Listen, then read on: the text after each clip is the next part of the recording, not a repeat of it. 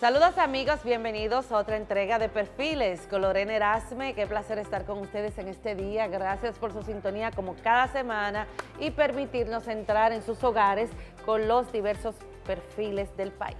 Pues les cuento que el perfil de esta semana es procedente de Serbia. Es una hermosa mujer resiliente que a pesar de los procesos de la vida, pues ha seguido hacia adelante. Hoy tengo conmigo a Ivana Gavrilovic, así es, señores, protagonista de su propia historia. Con ella pues quisiera conocer un poco más de cómo llega a República Dominicana, quisiera conocer un poco más de su madre, de su hermano, porque me enteré de que tiene un hermano igualito a ella, pero sobre todo, señores, su desarrollo en los medios de comunicación.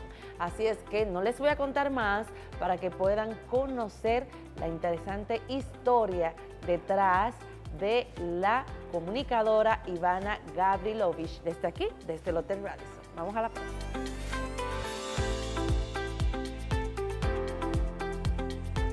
Gracias por seguir en sintonía en Perfiles con Lorena Erasme, y como anuncié inicialmente, el perfil de esta semana es una hermosa joven, digo ya que es dominicana y que realmente es un ejemplo de lucha, de profesionalidad, aparte de belleza.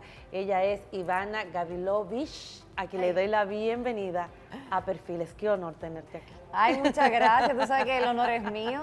Teníamos tiempo queriendo hacer esta conversación. Sí. Tenemos amistades en común, por no decir que mi hermana del alma, Michelle. Michelle, y como yo digo, yo, además de ser Gavrilovic, soy Guzmán, porque la verdad que toda su familia no se libera de mí. ¿Y se parecen? Y nos parecemos. Y la verdad que yo le dije a Michelle, no, mira, yo soy de dar pocas entrevistas, porque yo siempre digo que yo no, es que yo digo, ¿para qué yo voy a hablar? ¿Qué la gente le va a interesar de mí? Como que muchas cosas. Y sobre todo cuando tú entrevistas, es muy difícil tú sentarte a dar una entrevista. Y mucho más yo que soy bastante cerrada en cuanto al medio en general. Le dije, pero no, aquí yo sé que va a ser una buena conversación, así que feliz de encontrarme contigo. Y nada, vamos a hablar de todo lo que tú quieras. De todo, por favor. Yo te digo lo que tú quieras. Ivana, tú eres de Serbia. Sí. Pero yo digo que tú naciste en Serbia, pero tú eres dominicana. 100%. Yo creo que pocas personas aman tanto un país o se sienten tan de un país como yo, de República Dominicana, independientemente de que llegué aquí a los 14 años. Sí. Es que mucha gente entiende que yo nací aquí.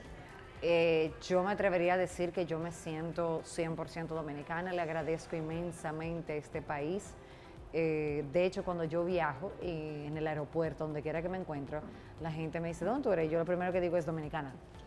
Y Dominicana. Y generalmente el que anda conmigo me dicen, pero tú primero dices dominicana, y digo yo, lo que pasa es que cuando tú te sientes muy de un país, pues obviamente lo primero que te llega a la mente es decir eso. Sí. Y lo digo con mucho cariño, con mucho orgullo y con mucho agradecimiento. Así que sí, ya 22 años en este país. ¿Tienes 36 años? 37. 37, vas a cumplir. Voy a cumplir 23 años en República Dominicana próximamente, pero sí tengo 37. Por eso cuando tú dijiste que es una joven, yo dije, ¿de qué ella está hablando? ¿Tú eres una niña todavía? No era de mí, pero sí, jovencita las dos. Gracias. Ivana, ¿cómo fue tu llegada aquí a República Dominicana? Porque tú viniste con tu madre luego de que estaban bombardeando en aquel entonces Serbia y tuvieron que venir a República Dominicana. ¿Cómo fue la llegada, ese cambio de dejar a tu país atrás y venir a un destino totalmente diferente, hasta en cultura, en todo? No, y tan distante, porque yo siempre digo, el que emigra, ¿verdad? El inmigrante, el dominicano generalmente se va a los Estados Unidos, o el colombiano va a República Dominicana, pero se mantienen en un mismo lenguaje o en un territorio donde hay una diáspora grande de dominicanos, pero no hay una gran diáspora de serbios en República Dominicana. Pero efectivamente luego de aquel entonces, que era Yugoslavia, Serbia, Belgrado, que era la unión de los países, y el bombardeo del 99, al tiempo de eso, al pasar ya el bombardeo, pues decidimos, o mi mamá mejor dicho, porque tú sabes que un adolescente no es que te preguntan mucho, porque no es verdad que mi mamá me dijo, bueno, hola, ¿quieres venir? No, eso vámonos. Era, vámonos, y realmente, siendo muy justa, vinimos por un tiempo, por un periodo. Creo que ningún inmigrante sale de su país creyendo que es algo definitivo, que es algo que no tiene retorno, y así fue nuestro caso. Un día llegamos y ese día se convirtió en meses, de meses en años y ya más de décadas Aquí en la República Dominicana. ¿Y por qué República Dominicana? Mi mamá tenía ya amistades aquí y tenía, como yo digo, un coqueteo laboral y llegó a República Dominicana con una idea de establecer unos negocios de comida y bueno, de emprender, y las cosas se fueron dando, el tiempo fue caminando, comenzamos a estudiar, una cosa llevó a la otra, y es lo que te digo, es muy difícil. ¿Y el idioma? Mira, te voy a ser muy honesta, nosotros cuando llegamos no sabíamos absolutamente nada de español, mi mamá sabía un poco, pero mi hermano y yo no sabíamos absolutamente nada. Pero cuando tú tienes una edad tan joven, preadolescente, y cuando vienes de un país donde de por sí te dan varios idiomas, el oído está más fácil, mucho más fácil que para un adulto. Claro. Y la necesidad de sobrevivir hace que tú tengas que aprender un idioma, sí o sí. Así que yo tuve muy buenos vecinos, muy buenos conocidos, y a la buena de Dios fuimos aprendiendo, pero yo siempre digo, es increíble cuando tú amas algo tanto que tú terminas o tratas de perfeccionarlo. Yo siento que mi español es mucho mejor que cualquier otro idioma que yo pudiera hablar. Dominicana, por favor, mejor que yo, dime. No tanto así, no, pero entiendo que trato de hablarlo lo más correcto posible y respetando obviamente el idioma como tal, pero me gusta mucho y pienso en español. Tengo la mitad, literal, la mitad de mi cerebro de un lado es serbio, del otro lado es español, y voy mezclando las cosas. Pero por mucho que cuando me pasan eventos importantes, yo digo, ay, papá Dios, lo único que yo te pido es que no se me cruzan los idiomas. Porque tú sabes que los nervios te traicionan mucho. Sí. Y tu naturaleza es responder en tu idioma natal. Tú tienes un hermano mayor que tú. Mayor que yo. Es bonito igual que tú. Ay, muchas gracias por lo que me toca. Tú sabes que dicen por ahí que nosotros somos como 2 gotas de agua. Es verdad. Sí, él es más alto que yo. Wow. Tiene el cabello negro. Pero sí nos parecemos bastante. Si tú lo encuentras en la calle, tú vas a decir que es mi hermano y viceversa. Y viceversa. Sí. Iban a empezar de cero de aquí en República Dominicana. ¿Cómo fue para ti? ¿Fue muy duro adaptarte, ayudar a tu madre? Tengo entendido que sufrieron algunas precariedades al inicio de llegar aquí a República Dominicana. ¿Cómo fue para ti ese momento? Una adolescente, Mira, apenas 14 años. Yo siempre, desde la óptica de hoy en día es mucho más fácil contarlo que cuando tú lo vives. Yo siempre le digo a la gente que uno da consejos, yo te puedo dar un consejo porque no lo estoy viviendo. Cuando tú lo vives, la realidad es muy diferente. Yo creo que para nadie es fácil vivir procesos. Yo desde la óptica de hoy te puedo decir que aprendí a atravesarlos, que agradecerlos, y que si no hubiera sido por ellos, yo no estuviera de pie hoy. ¿Cómo lo pudiste ir atravesando? ¿Pudiste ir superándolo? Mira, no te voy a decir que fue fácil, porque te estaría diciendo mentira. Obviamente, estar en un territorio o en un lugar donde tú no tienes un primo, un tío, un familiar que tú puedes llamar para recurrir a las necesidades básicas, pues obviamente es difícil. Hasta como yo digo, para recomendarte para un trabajo, ¿quién te va a recomendar si tú no conoces personas? O sea, a nadie. Nadie puede ser tú, claro. Es muy difícil, pero la solidaridad de un pueblo y de unos buenos vecinos me han enseñado que la familia que dejamos allá se convirtieron en esos vecinos, esos amigos, esos compañeros, y fuimos creando un núcleo familiar nuevo en el cual nos fuimos apoyando. Difícil, sí, fue muy, porque cuando tú eres adolescente, preadolescente, y cuando vas creciendo con muchas necesidades emocionales, más allá de las básicas, que también eran muy tangibles, pues es complicado, porque eran como los 3 mosqueteros contra el mundo. Yo siempre decía que yo no tuve tiempo de sufrir muchas cosas ni de sentirlas, porque la vida me llevó tan rápido a tener que levantarme que no me dio el permiso de pararme a llorar. ¿Cuáles fueron esas necesidades emocionales? Bueno, mira, como yo te digo, el tema de no tener tu familia cerca, el tema de sentirte muy solo, el trabajo te arropa, los estudios te van arropando, estás solo, no tienes con quién hablar, no tienes con quién conversar, no tienes ese amigo familiar, me refiero, más allá de los que Dios y la vida te regalaron, que son una bendición hasta el sol de hoy. Pero es muy rudo cuando tú no tienes tu ADN, tu sangre. Imagínate tú, el dominicano que va a Estados Unidos y le hace falta su comida, su música, su gente, su clima. Imagínate yo, que vengo de un país de los Balcanes tan divorciado de lo que es, yo recuerdo muchas ocasiones en las que yo decía, pero es que yo quiero estar con mis primos, yo quiero estar con mis tíos, yo quiero tener mi gente cerca, o sea, es un instinto natural que tú sientes. Pero el vivir situaciones difíciles, y también el que es inmigrante también lo sabe, es una línea muy delgada, porque tú no puedes ni retornarte a tu casa porque estabilidad económica no tienes para retornarte, pero tampoco tienes a dónde irte y tienes que echar dientes en donde estás. Así es. Una de esas necesidades emocionales, y te hago esta pregunta con todo el respeto, ¿fue la falta de tu padre también?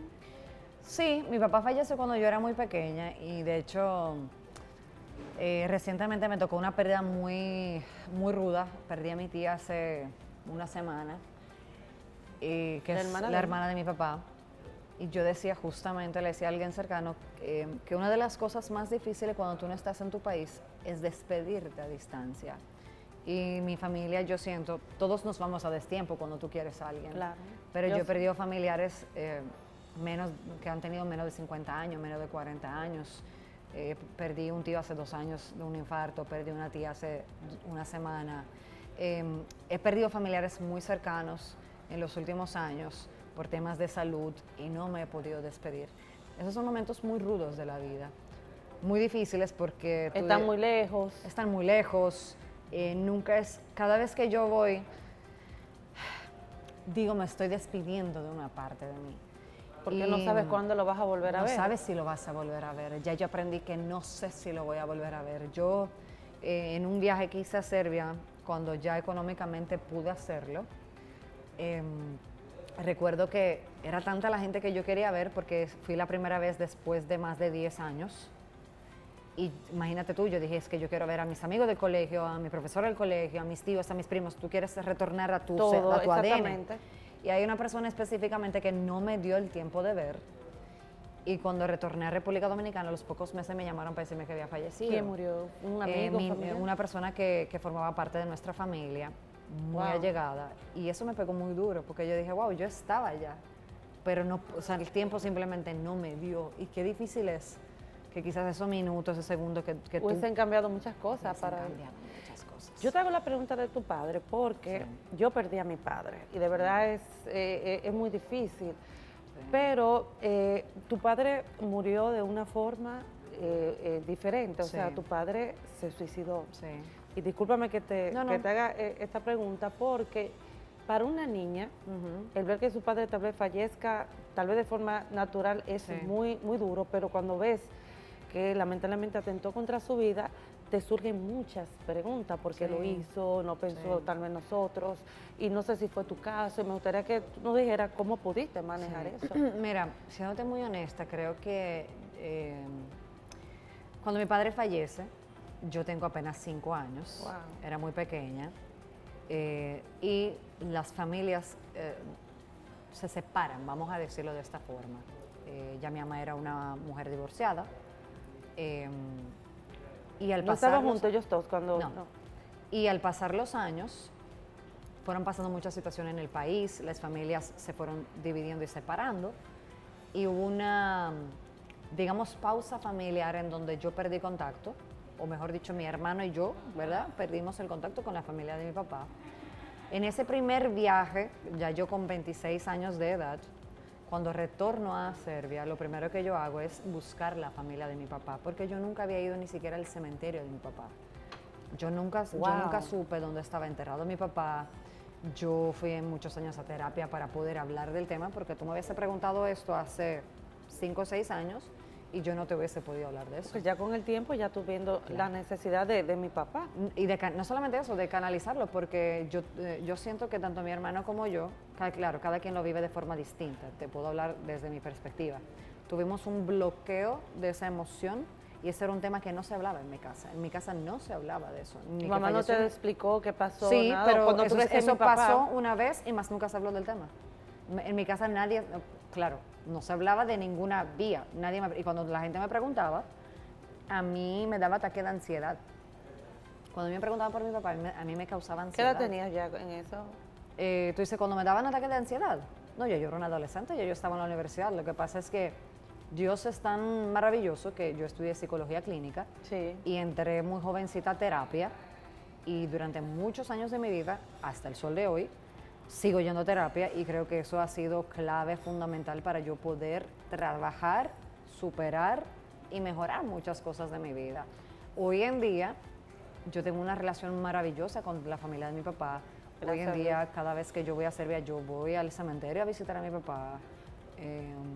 Pues sí, creo que todo ser humano que pierde a una figura paterna de esa forma, como tú lo acabas de decir, no te voy a negar que las preguntas fueron miles de abandono. ¿Te deprimiste en algún momento? Sí, claro, sí. Sentir del por qué. Del como tú dices, porque cuando pasan situaciones de salud o situaciones que tú puedes medianamente entender, ¿verdad? Pero una decisión de un suicidio obviamente es mucho más difícil. Tú sabes que las niñas, por un tema tan natural de la vida, somos más apegadas a la figura paterna. Más papitis. Sí, como los varones lo son a la mamá, y la madre son apegadas a los varones, independientemente de que mi mamá ha sido madre y padre. Pero es natural que la niña, yo recuerdo yo en el colegio, que yo decía, pero ¿por qué yo no tengo un papá que me venga a buscar? Porque yo quería tener esa relación con un papá. Veías a tus amiguitas cómo tenían esa relación con su padre. Claro, y a mí me hacía mucha falta, mucha falta. Con el tiempo aprendí a que las cosas son lo que son y que lo que no te lastima te hace más fuerte. Y transformé ese sentimiento en aferrarme a mis primos, que pude tener ese contacto con ellos hace 10 años y en donde entendí muchas cosas, en donde cuando fui a la casa de mi papá, donde se crió mi papá, y compartí con mi abuela y con toda mi familia. Mira cómo es la vida cuando tú, hasta la forma de tú comer, y cuando tú ves a tus familias y tú dices, cónchale, pero que ya yo entiendo por qué yo como de tal forma o por qué yo mezclo la Ellos no comida te dicen de ti, forma. por ejemplo, no te decían, por ejemplo, cómo era tu papá contigo. Sí, claro, mira, para mí fue muy sorprendente ver fotografías mías de pequeña con mi papá que yo no tenía porque yo tenía una sola foto de mi papá, una única foto, y ver eso y retornar a ese momento y entender de dónde tú vienes, de dónde tú perteneces. ¿Te pareces a él? Físicamente, mi hermano y yo somos 2 gotas de agua de mi papá. Wow. Para que tú veas cómo es la vida. Mi hermano es idéntico a mi papá. Es tanto así que te voy a confesar, mi papá falleció con 35 años, muy joven. Mi hermano, cuando yo fui al cementerio a ver dónde estaba enterrado mi papá, era joven también. Y en la tumba de mi papá está una foto de mi papá a la edad que mi padre falleció. Y para mí fue muy chocante porque yo no vi en esa foto a mi papá, yo vi en esa foto a mi hermano. Tú dices, Dios mío, pero... No, yo me asusté, yo incluso le tomé foto y se lo mandé a mi hermano. Wow, y cuando él vio la foto, ¿qué te dijo? Igual fue muy chocante para él, sobre todo porque él no lo había visto, o sea, tú verlo por primera vez y tú entenderlo y procesarlo, porque yo creo que en una parte de ti, cuando tú no vives esos procesos del entierro, de la despedida, del hay como un lapso. Hay un lapso y tú entiendes que eventualmente algo va a pasar. Y tú no lo procesas como algo real. Sí. Yo hice mi duelo a los 26 años. Wow, qué fuerte. Sí. Ivana, vamos a una breve pausa y cuando retornemos vamos a hablar un poquito de eso, de cómo fue Todo lo que tú quieras. Ese duelo con apenas 26 años y vamos a hablar de cómo te fuiste integrando aquí en República Dominicana. Claro que sí. Vamos a la pausa.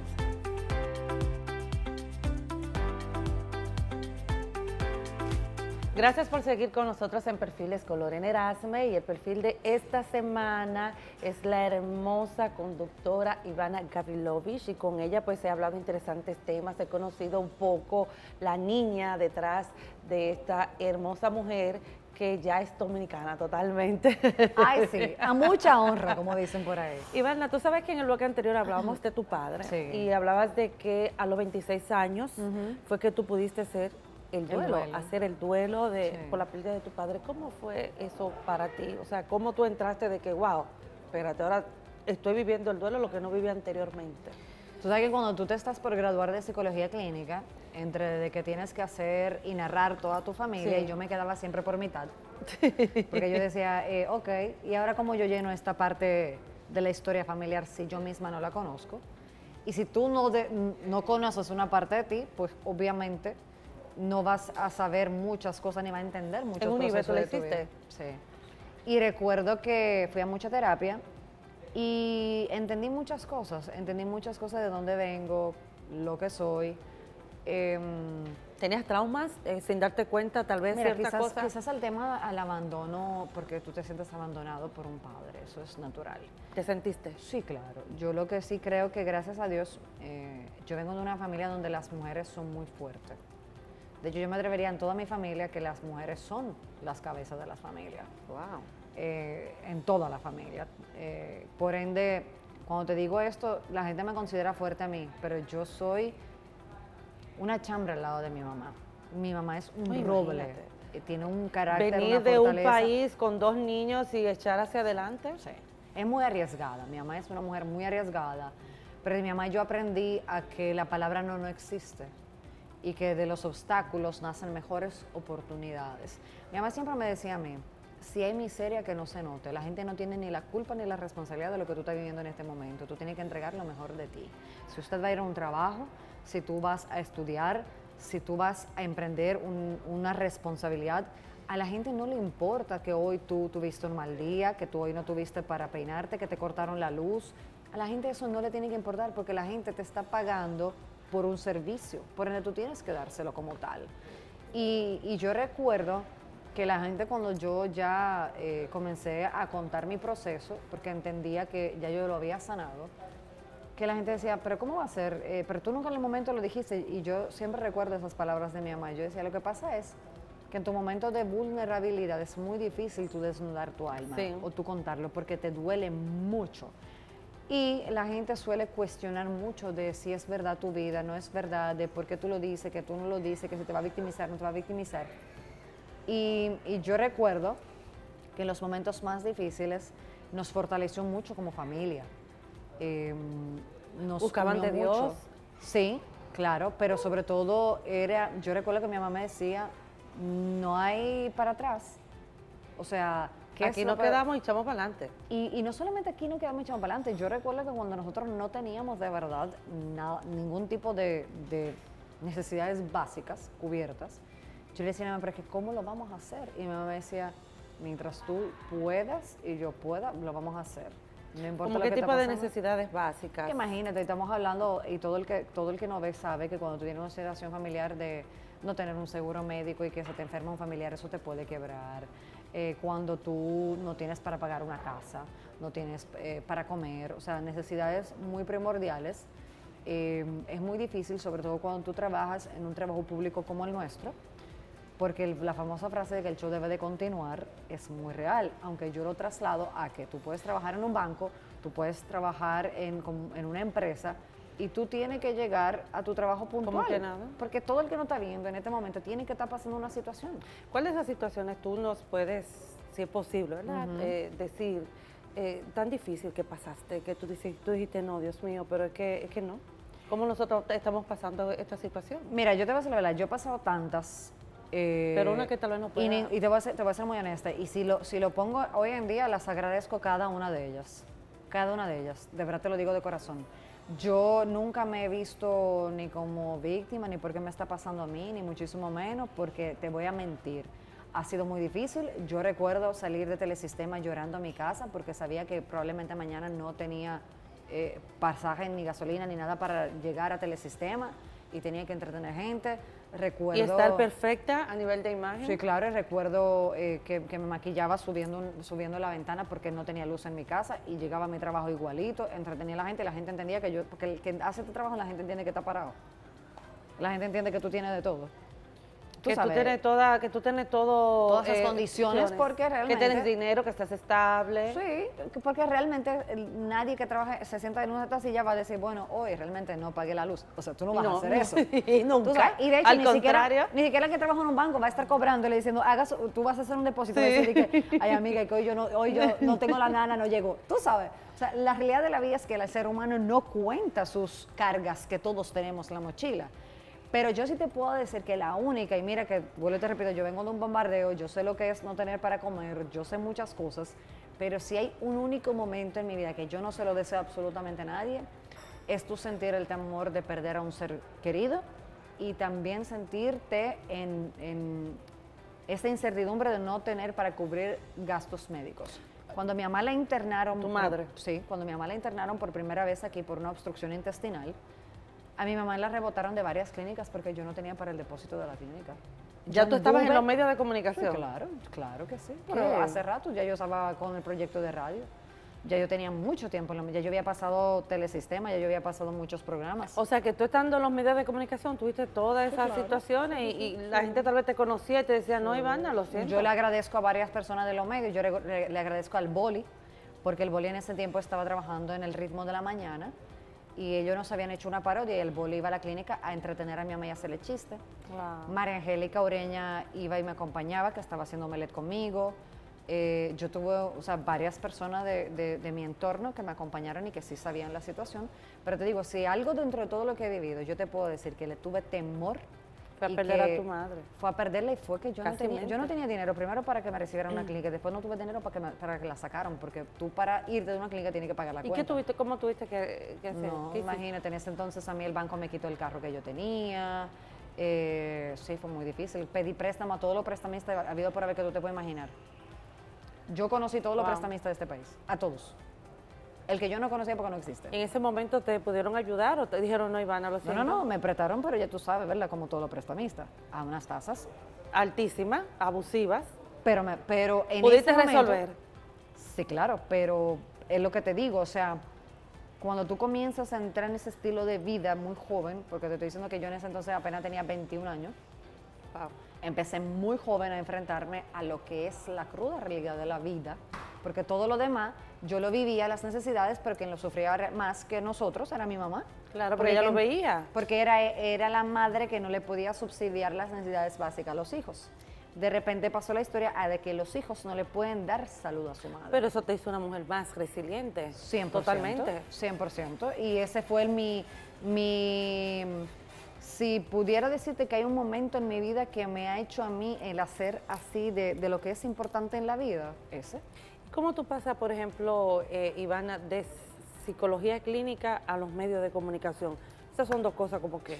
Divorciado una de la Totalmente. otra. Mira lo que pasa, que yo en Serbia, mi tía es cantante de ópera de parte de mi mamá. La mayoría de la familia de parte de mi mamá trabajan en departamento y todo lo que es relacionado a la diplomacia y otros en medio artístico, prensa, etcétera. Yo hacía ballet clásico, tocaba violín, o sea, yo lo que hacía era el arte en Serbia.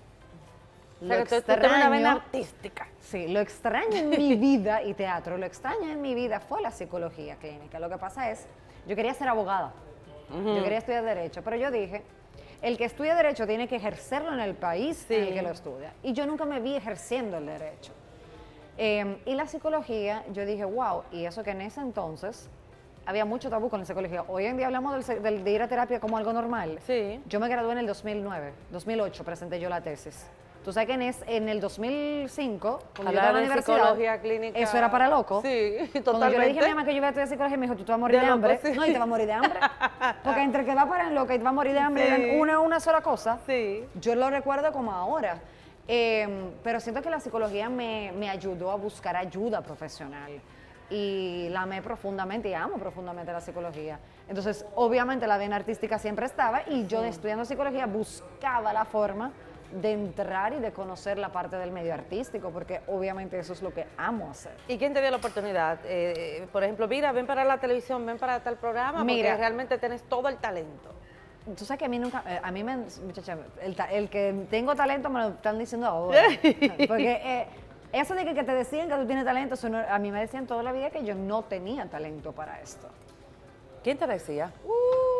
La lista muy larga. O sea, que a ti te cerraron mucho las puertas en los medios de comunicación. Sí, claro. No, yo no lo puedo creer. Sí, claro. Te cerraron sí, mucho las claro. puertas. Sí. Te decían, tú no tienes talento, tú no das para esto. Sí. Y cada vez que te decían eso, ¿qué sentías? Realmente tú sabes que yo soy inmune al no.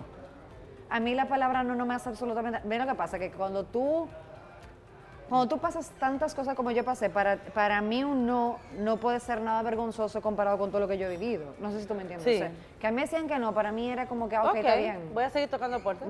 Es que algún día me va a decir que sí. O sea, a mí el no me deprimía. Obviamente, tú te vas desgastando, es natural. Claro. Y yo te voy a decir algo.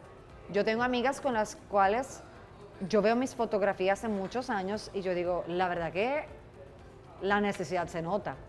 ¿Por qué tú lo dices? Cuando tú te ves. Porque es que realmente, mírame, yo te voy a ser muy honesta, cuando tú estás emocionalmente mal, tú lo reflejas en tu cara. Sí. 100%, o sea, En tu mirada. Yo veía imágenes de cuando yo hacía conectados, de cuando yo hacía aplausos, y yo decía, pero es que se nota que esa persona, claro, tú tienes que conocer al ser humano para tenerlo, pero yo viéndome, yo digo, wow. Y tú que tienes ya el conocimiento de lo que es la parte de psicología clínica. Se notaba de que yo estaba sumergida en un tren que me llevaba muy rápido, que tenía que seguirle el ritmo porque tenía que pagar casa, tenía que buscar el dinero, porque que fíjate tú algo, yo me convertí en lo que vive el 80-90% de la población. Yo me convertí ¿Es una sobreviviente? En una persona que cobraba y debía más de lo que cobraba, porque todo se me iba en intereses y en préstamos. O sea, yo estaba esperando cobrar para tapar hoyos. Déjame darle un chin aquí, un chin aquí, un chin aquí, un ¿Eso chin te aquí. impulsó tal vez para ser, no digo que lo eres, pero por ejemplo, Sí. ambiciosa de lograr, de que yo voy a tener esto, voy a ser estable en esto? Mira, me impulsó a aprender a negociar, me impulsó a aprender y entender que mi proyecto va a depender 100% de mí, porque si yo no lo salgo a la calle a venderlo y a buscar dinero, no me va a llegar. Y es una presión. ¿Y te cerraron las puertas cuando fuiste y le presentaste el muchísimas veces. ¿Qué te decían? Ay, Ivana, no. Lo típico, a la gente lleva un currículum y te dice, te vamos a llamar. Yo llevaba una propuesta de publicidad y me decían, en el próximo trimestre te vamos a entrar a la publicidad. Y no lo pasaba. hacían. Tú sabes, yo tengo la suerte o la ventaja de que trabajé en empresas estables, que eso también te da un impulso, porque cuando tú vienes de emisoras y canales de televisión buenos, eso te ayuda a que el cliente te va colocando, pero estamos en un sistema 90, 60 días para cobrar. Es lo que te digo, yo vivía como el 90% de la población y yo no era una persona especial. Que tú tapando un hoyito, uno aquí, ven aquí, Claro, ven porque aquí. cuando a ti te llaman para cobrarte, para ponerte un Cállate. ejemplo, y tú dices, tú debes 10 pesos, para ponerte un ejemplo. Tú sabes que tú le puedes pagar 3 porque los otros 7 están comprometidos entre 7 Entre más. exactamente. Yo Eso- nunca pude saldar. O sea, mantener un proyecto en los medios de comunicación es muy difícil. Lo que pasa es que en mi caso yo no trabajaba en los medios para mantener el proyecto en ese entonces, sino para mantener mi familia, porque era lo único que yo aprendí a hacer. Yo aprendí a vender el proyecto, sabía que me debían, porque es verdad, yo conseguía, me debían, yo debía, pero me debían. Mientras a mí me debían, estamos bien, algún día iba a cobrar. ¿Sabes lo que te quiero decir? Sí, claro. En algún día estaba 3, cobrando. 4, 5, 6 meses. Pero estaba cobrando. O sea, de deberme, por ponerte un ejemplo, 200,000 pesos, yo podía cobrar 50, pero ya yo debía 300. Sí, porque imagínate, ya ya cuando tú vienes a ver esos 2, 3 pesitos, Pero ya es lo tú que te acumulas. digo, yo nunca me sentí, porque que esa es la realidad del 90% de la gente. ¿No te hicieron propuestas indecorosas en su momento? Que tú tal vez sopesaste, mira, si yo tal vez hago esto, voy a estar de esta manera, voy a estar más cómoda. ¿No lo pensaste en un momento y si te ofrecieron? Tú sabes que yo nunca trabajé directamente con nadie que me pudiera hacer ese tipo de propuestas. No te voy a decir que en lo largo de mi vida, no por los medios de comunicación, en lo general, Sí. no te llegan, no voy a decir directamente propuestas, porque creo que las propuestas directas no. Pero no sí me- mensajitos te mandaban. Sí, hombre. O no te escribían por Instagram, quiero salir No, es que en ese contigo. entonces era, muchacha, en ese tiempo era Twitter y Facebook. Pero en Facebook no te escribían, mira, que quiero Sí, salir pero contigo. no, y siempre está de que para presentarte a alguien, tú sabes, pero yo creo que cuando tú estás tan sumergido en muchos problemas de vida, que tú no tienes tiempo para muchas cosas. No sé si me doy a entender. ¿No lo pensaste? O sea, dijiste, no, yo no voy a caer en eso. Es que tú no lo puedes pensar porque cuando tú tienes necesidades, cuando tú pasas tantas cosas difíciles y tu única preocupación es ver que tu mamá se pare de una cama, quizás yo no viví el fondo tan fondo como mucha gente se lo puede imaginar, pero para mí el fondo era suficiente de yo no tener para pagar una medicina de mi mamá, para mí el fondo era suficiente de que yo no tenía para alimentar a mi mamá, para mí ese fondo Y era si ya tú suficiente. pasaste esta situación y seguiste adelante, podías seguir adelante por ti misma.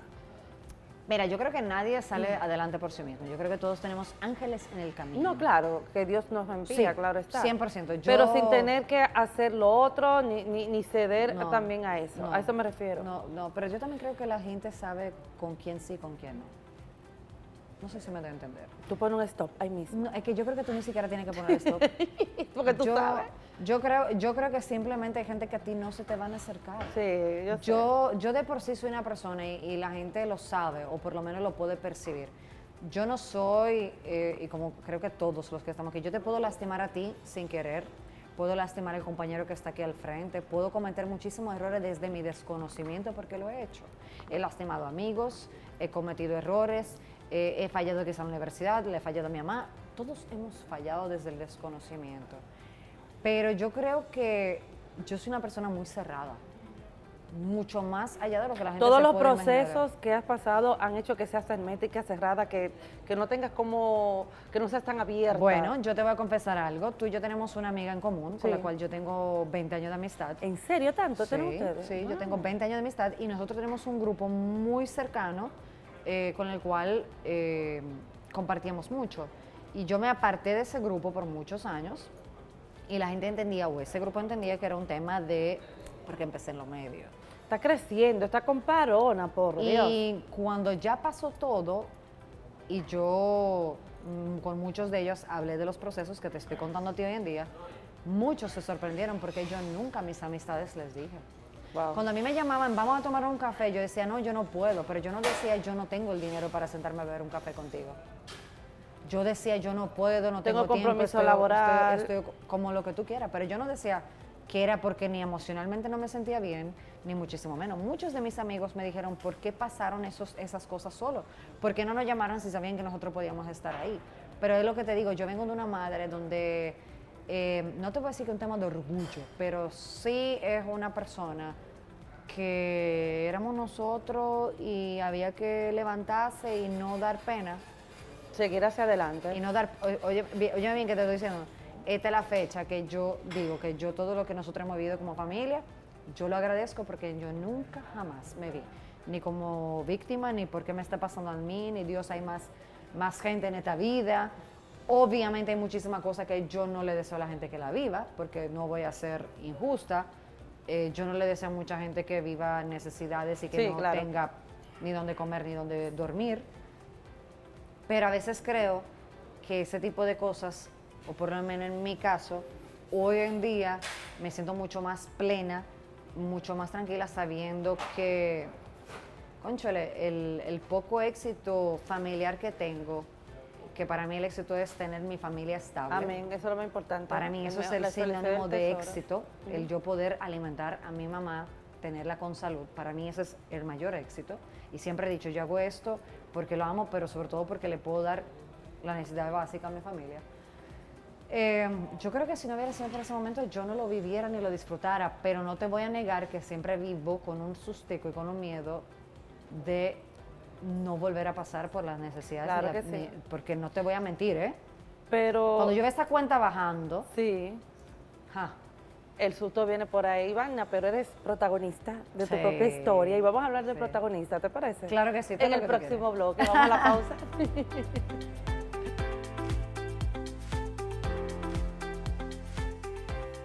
Gracias por seguir en sintonía en Perfiles con Lorena Erasme, y el perfil de esta semana es la hermosa conductora Ivana Gavrilovich. Me he aprovechado aquí para hablar un poquito de ella, conocerla un poquito más. Y yo sé que son las inquietudes que ustedes tienen con ella. Yo te decía en el próximo bloque, vamos a hablar de protagonista, porque tú eres Sí. protagonista de tu propia historia, pero no antes, me gustaría saber qué significa tu madre para ti. Mira, yo creo que mi mamá es un ejemplo de fortaleza, de no aceptar un no como respuesta, de nunca rendirte. Es la persona más positiva del mundo, es mi soporte. Yo siempre digo que madre es obviamente un rol y hay un respeto, pero yo tengo la dicha y la bendición de tener a mi mejor amiga, mi mamá, una persona a la cual yo no tengo tema en decirle ni contarle nada. Y yo siempre he dicho, a mí la gente puede crearse muchas historias al lado tuyo, alrededor tuyo.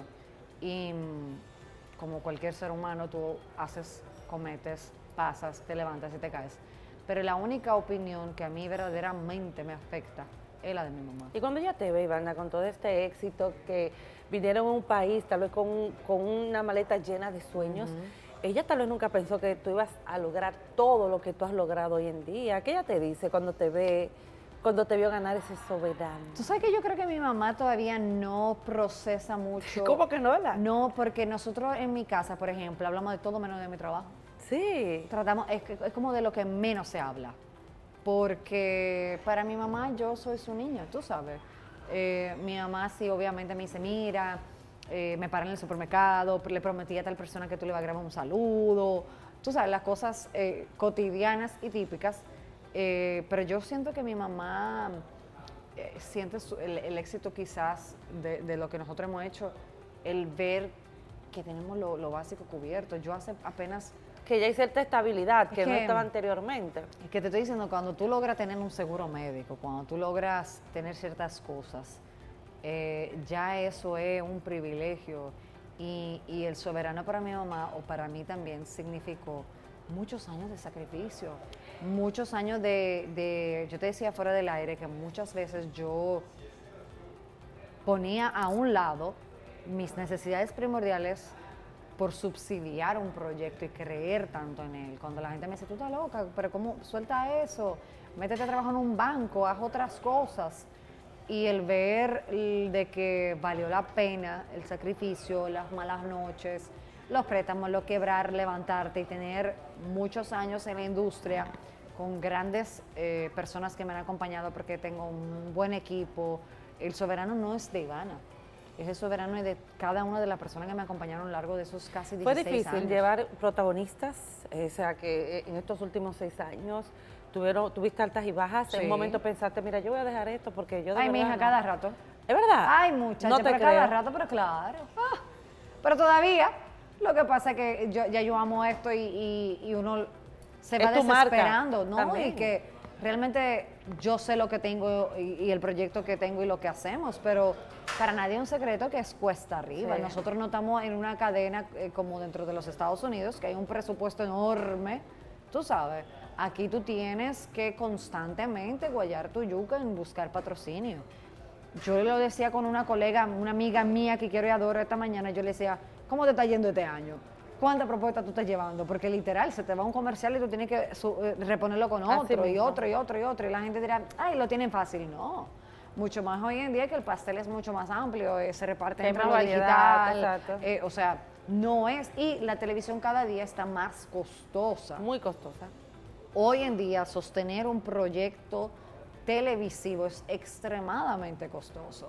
Entonces, claro que sí que me desespero, claro que hay momentos que yo digo, ay no, yo me voy a poner un puesto de empanada, me voy a poner un colmado, lo que sea que me Yo genere decía que dinero. tenía que ser veterinaria. No, era. mija, pero yo no te voy a mentir, porque claro que lo pondero, sobre todo porque es lo que te digo, yo no tengo una forma, y hay muchas cosas digitales hoy en las que yo no puedo entrar. Sí. Yo no hago baile, yo no hago chistes, yo no tengo esa personalidad de youtuber, por ejemplo, que me encantaría. Tengo un canal de YouTube y me va muy bien. Pero no tengo esa personalidad y tampoco tengo la edad.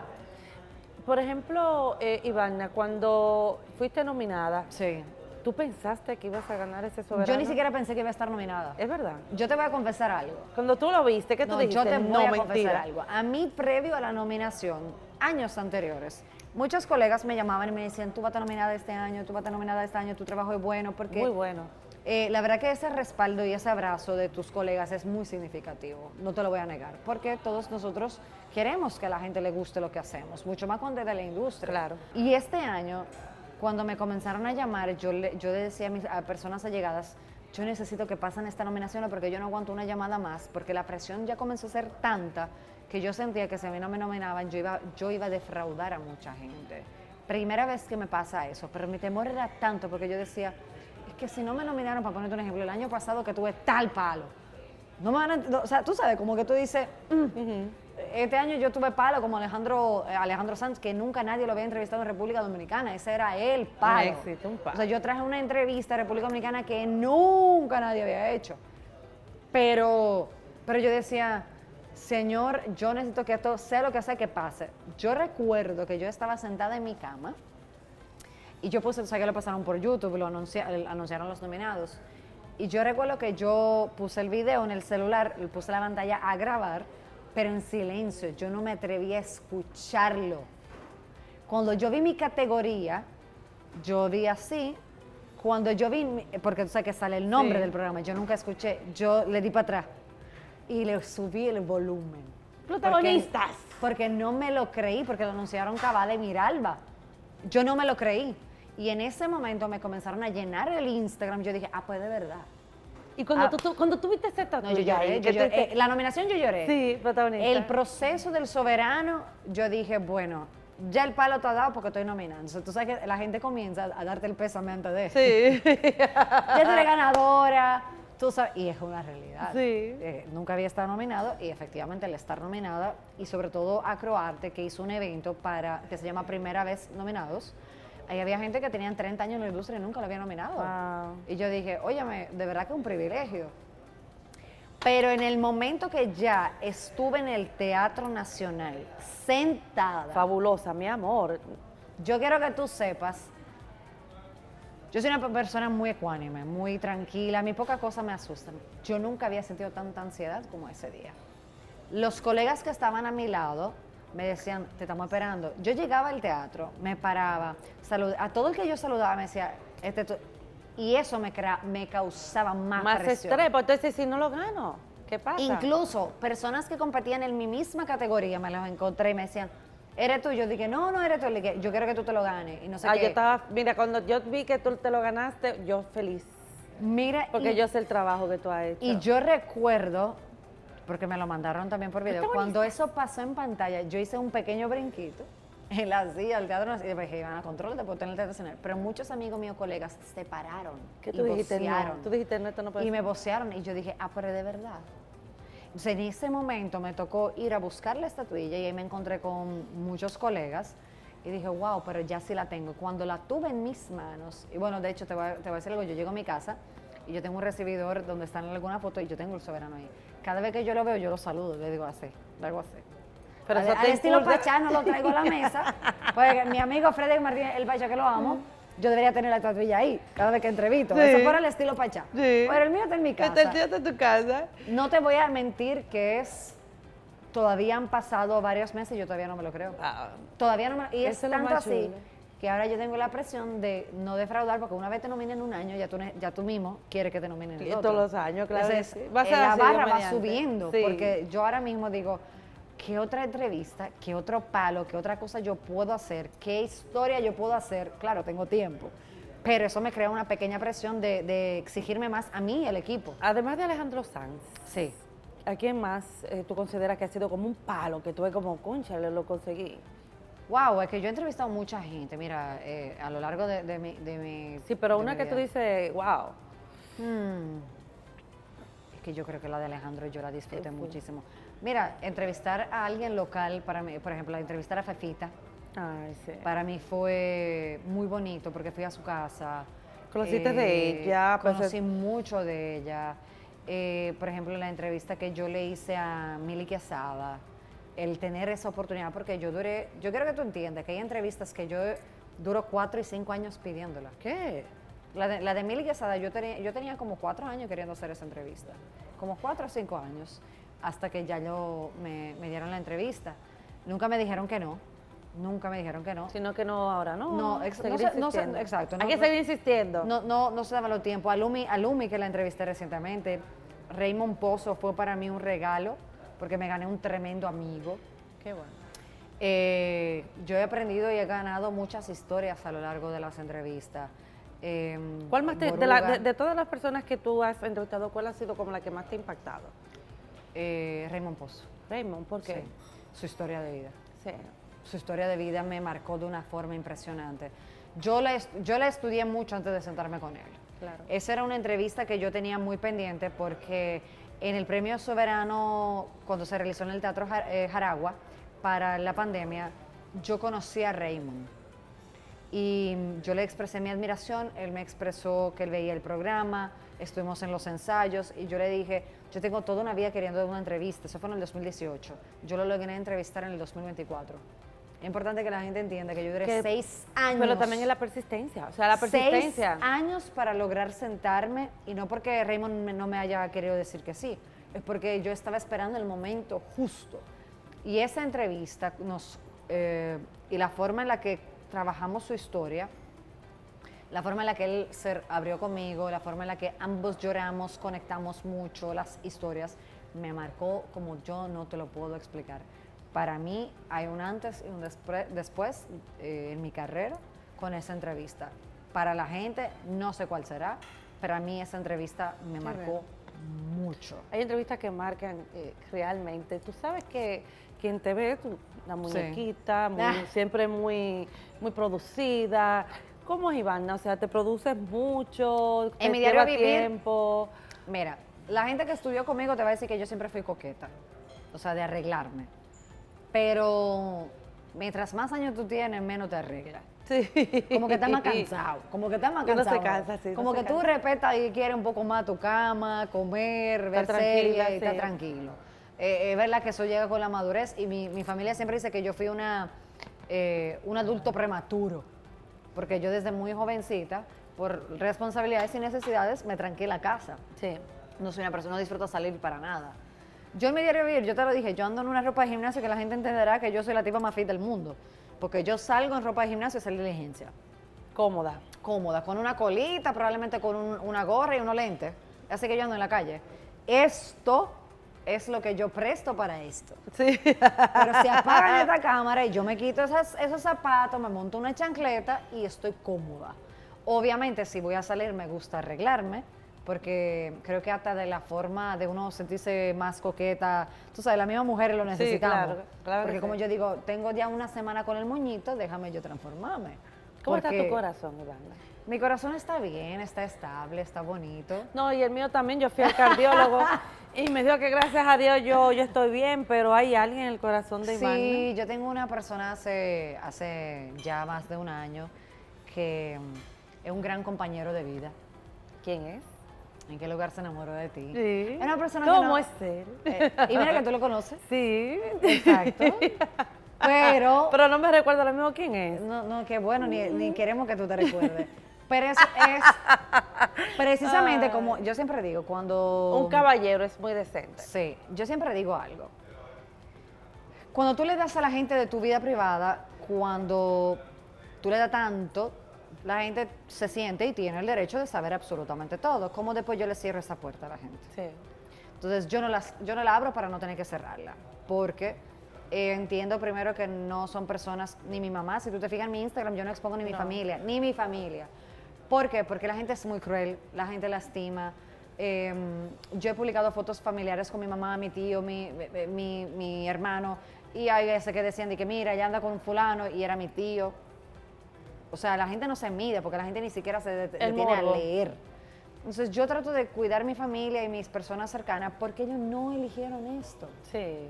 Y esto es muy cruel. Y cada día es más cruel. Muy cruel, eso sí es verdad, pero o sea, muy cruel. a mí me sorprende la capacidad de cómo nos Meterle hemos al compartido bloque, y todo cómo eso nos es hemos terrible. convertido en no medir a quienes lastimamos, porque la gente tiene que entender que tú puedes odiarme, yo puedo no gustarte, y estás en todo tu derecho, porque ¿qué culpa tiene mi mamá? ¿Qué culpa tiene mi hermano? ¿Qué culpa tu tiene mi tío, primo, tu mi primo? pareja? ¿Qué culpa tiene el que me rodea a mí de que yo no te agrade?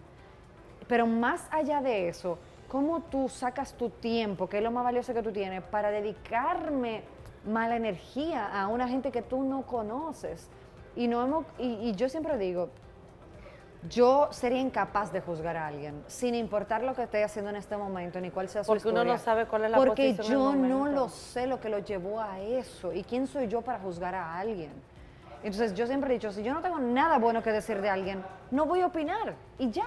Así No lo es. voy a seguir, no voy a consumir eso. Pero sentarme a dedicarle lo malo, no. Y yo entiendo que ni mi pareja ni mi familia tienen que sufrir las consecuencias de estar con alguien como que Él trabaja en eso. te entiende, te comprende, te apoya. Me apoya mucho, mucho más de lo que yo hubiese imaginado que una persona que no se dedica a esto hubiese podido. Entiendo que el éxito de la relación ha sido justamente mantenerlo lo más privado posible. Entiendo que también el hecho de que él tenga la madurez para entender que una cosa es el trabajo y otra cosa es la vida privada, ha hecho el buen balance, pero yo estoy segura que no es fácil. Yo estoy segura que no ha sido difícil. fácil, no ha sido fácil. ¿Van a tener bebés? ¿Has pensado en convertirte en madre? Mira, yo no lo sé. Yo siempre digo que a mí me hubiese gustado tener una hija ya de 10 o 15 años. Claro. ¿En serio? Sí, tú sabes lo que pasa, que mientras más edad tú tienes... Estate tranquila, Ivana. No, te voy a decir la verdad. No hay energía ya. Mira lo que sucede, tú valoras tanto algunas cosas y tú sabes que cada vez, el que es más joven no lo piensa tanto. Tú tienes tus hijos, Y tú ya. tienes familia y tú dices, todo llegará, tira para adelante. Cuando tú tienes más madurez, Todo es más difícil. todo es más difícil, todo lo ponderas tranquilidad más, y tal lo piensas cosa, más, bueno, hay que bueno. pagar colegio, hay que hacer esto, hay que hacer aquello, la familia, no sé qué. O sea, tú lo piensas tanto y yo quisiera darle calidad de vida. No te voy a decir ni sí ni no porque no lo sé. En mis planes inmediatos no está, esa es la realidad. Yo no sé si de aquí a 3 años, si de aquí a 2 años, yo no sé si me tome la decisión de congelar los óvulos en algún momento dado de la vida, no lo sé, pero no siento esa presión.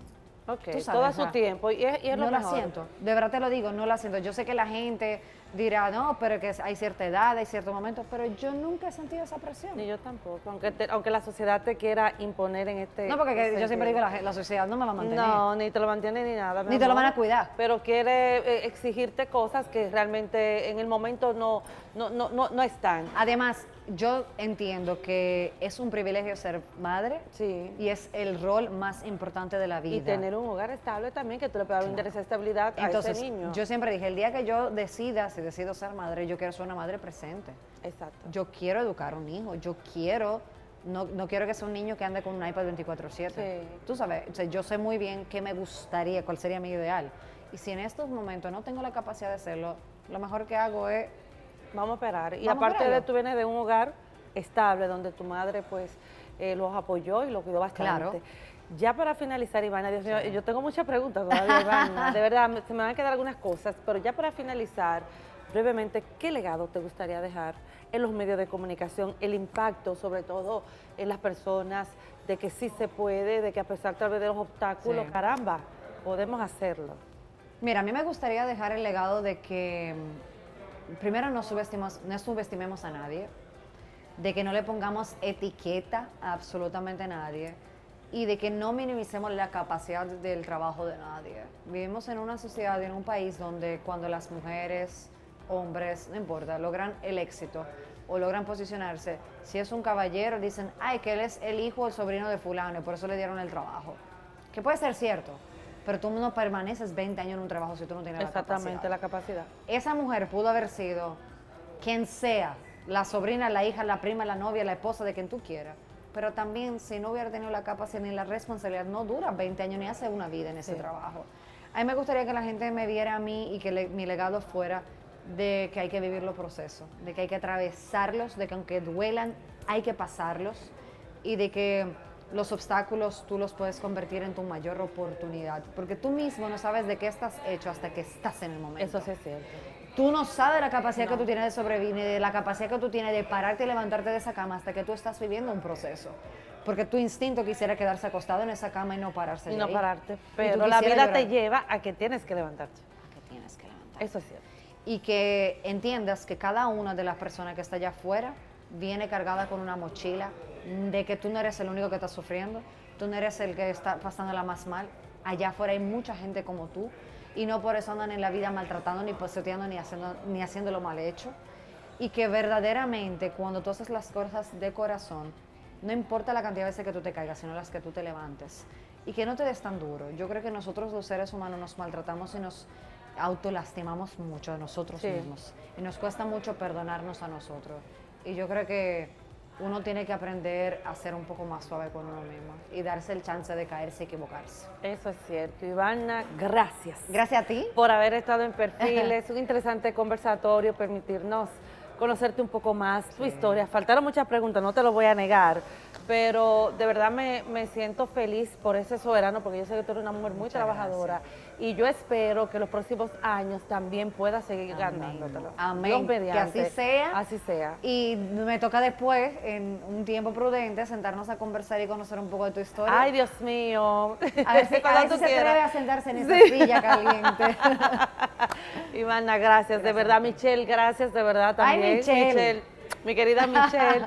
Y gracias de verdad nuevamente por haber estado aquí con nosotros. Gracias a ti. Y de esta manera vamos a una breve pausa, retornamos en breve.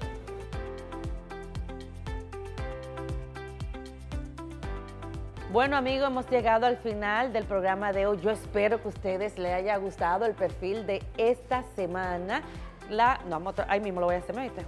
Bueno, señores, hemos llegado al final del programa de hoy. Yo espero que ustedes hayan disfrutado del perfil de esta semana. La comunicadora Ivana Gavrilovich. Bien, señores, cuántos procesos ha pasado esta hermosa mujer, más sin embargo, miren cómo le ha servido para convertirse en la profesional y en el ser humano que es. Sobre todo me alegro tanto, me alegro muchísimo de que haya sido nominada a los soberanos y que también haya sido la ganadora. Creo que es un ejemplo de seguir hacia adelante, de trabajo, de sacrificio y de que sí, de que ustedes enfocados sí pueden lograr lo que quieren en la vida. De verdad, gracias Ivana por haber permitido que nosotros desde aquí podamos conocerte un poco más a la mujer. Así que de esta manera, señores, llegamos al final del programa de hoy. No antes que quiero también decirles que el domingo 25, el domingo ya Día de las Madres, pues usted tiene que venir aquí al Hotel Radisson. Aquí van a tener varias actividades, desayuno, almuerzo, cena. Vengan con mami, porque saben que tenemos que honrar a mamá, para que puedan disfrutar en familia, señores, de todos los servicios que ustedes van a poder encontrar aquí desde el Hotel Radisson. Así es que felicidades a todas las madres dominicanas en su día, especialmente a la mía, que aunque no esté aquí, pues le deseo mucho, pero muchas felicidades a todas, mujeres trabajadoras, resilientes y mujeres que lo dan todo por el porvenir de su familia. Ahora sí, llegamos al final del programa de hoy. Será hasta la próxima semana en otra entrega de Perfiles con Lorena Erasme. Hasta entonces.